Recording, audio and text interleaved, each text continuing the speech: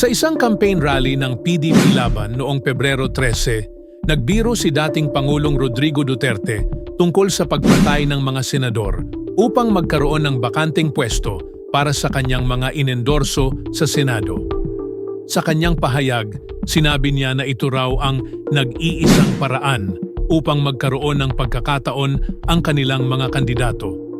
Bagamat halatang biro ito, hindi maiwasang pag-usapan ng publiko ang dating Pangulo, lalo na't kontrobersyal ang ilan sa kanyang mga inendorso, kabilang sina Senador Ronald Bato de la Rosa, dating Executive Secretary Victor Rodriguez, at Kingdom of Jesus Christ leader Apollo Quiboloy, na kasalukuyang nakakulong.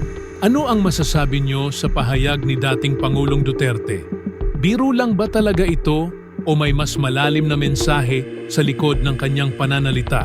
I-comment nyo ang inyong opinyon.